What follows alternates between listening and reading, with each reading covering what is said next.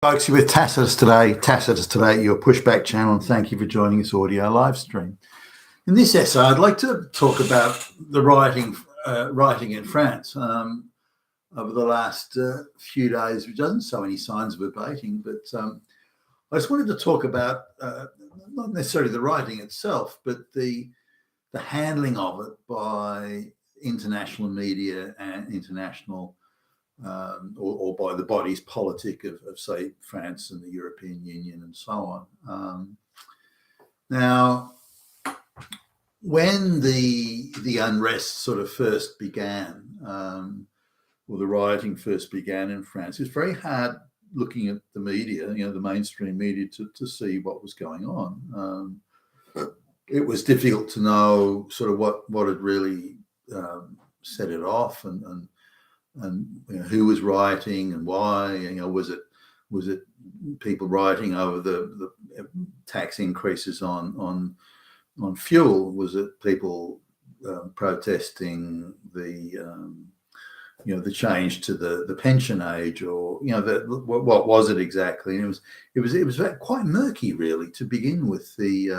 Then, as with all these things, the international media then quickly settled on an agreed narrative, which again clearly states that the narrative is being decided centrally. There is an international narrative scripting central group that then sends out the memo to all the globalist media organizations, and they all as one move with the same script to explain or misinform and generally put misinformation out there to listeners and readers and observers and so on, to the public. And then the narrative went from being very murky, which is when they were still deciding how they were going to play it. The narrative central scripters were, gee, how are we going to play this?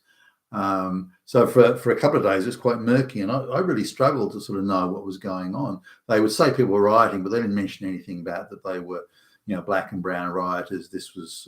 And then suddenly they went to that switch sort of in unison again internationally, all at the same time. That switched to racist cops, systemic racism, white supremacy, the oppression of black and brown people, Nazis, white supremacists, neo-Nazi, the whole thing all came out at once.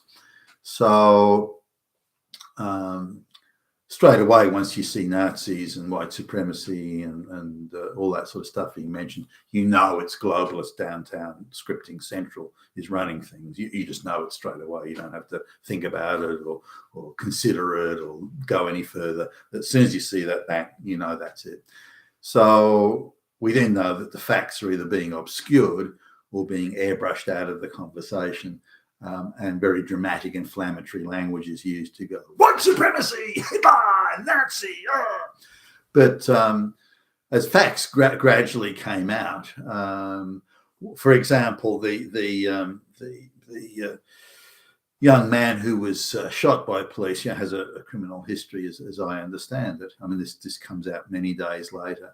And apparently he's unlicensed. It's uncertain as to where he got the vehicle from. There's a claim that he rented it. But if he's not a licensed driver and has no insurance, then it's very difficult to hire a car, very difficult anywhere to hire a car if you're under the age of 21. In fact, typically it's difficult if you're under the age of 25. I remember just traveling on business for a company I worked for, and I was 23 or 24 or something at the time, and the company had to directly guarantor the hiring of the car, because I couldn't, with the bigger car hire firms, I couldn't get it because I was under the age of 25, and they had this kind of blanket rule. And I had an unblemished driving record. I'd had no fines or anything like that back in the time. So, but anyway, that was how it was then. So how this guy at 17 and unlicensed could have hired a car, rented a car, is quite beyond me. But anyway, there was a lot of things pointing to the guy didn't stop when he was told. He was pursued, and then he was told to stop again, a lawful command by an officer of the law. The gun was sort of being pointed, get out of the car. I mean, this is a situation where you get out of the car, but the kid still went on breaking the law. So now we could debate, whether or not the shooting was or whether it was just unlucky that there was maybe a shot supposed to hit the leg or something. I don't know, maybe it was a warning shot that because the kid moved at the same time. So we could debate that. But we've got a lawbreaker here with a criminal history who's breaking the law, refusing police orders in a very dangerous neighbourhood where there's a lot of crime and a lot of shooting, a lot of unrest. So you'd have jittery cops anyway. So it's hard to make a racist argument out of this, but nonetheless, the globalists will not let an opportunity pass by. Was the cop white? Oh, good. Was the perp brown or black? Yes. Got that racism, fascism, Nazi, Hitler, and that's the narrative they run with. Fuck the facts. So let's just have a little look at this. So now the situation needed to be dampened down, reasonably quickly. But instead the media rushed straight to racism, oppression, these justified people being held back by these fucking Nazis. And so these people that are, again, we're not talking about a high IQ, highly educated group of people, and they're a lot of drug dealers amongst this group. So they're very easy to inflame, and if they think they've got the support of the infrastructure behind them, then they're more inclined to be emboldened to do things like riot in the street and break into shops and steal things and so on. And that was a known outcome. You don't sort of say to this, but yes, you've got a genuine grievance. Yes, the cop was racist. Yes, the white society is racist towards you. Yes, you're being held back. Yes, you're being denied waterfront mansion. Yes, you're being denied hot blonde chicks. And that's if people are already simmering with grievance and so on, just on the basis of they haven't got the waterfront mansion, then it's not difficult to inflame these people, which is exactly what happened. So in my view, the media and the state, Macron saying, the cop was at fault, the police were at fault, the police are racist and so on, and the media screaming, that the globalist control media screaming, the police are racist, white supremacists, Nazis, keeping you brown folks down. So the media is doing all this, and it's all over the media, the television, and so on. The Arabic, this kid was North African, and the Arabic media is going into hyperdrive with talks of racism and white supremacy and oppression and So no one's stopping them from doing that. But on top of that, the entire social media infrastructure, texting each other and so on, these people are able to organise and with impunity, organise gatherings and riots and lootings, and there's somehow no one's stopping them. No one's pointing out, well, gee whiz, look at that. These people are actually organising to break the law and go and loot a shop.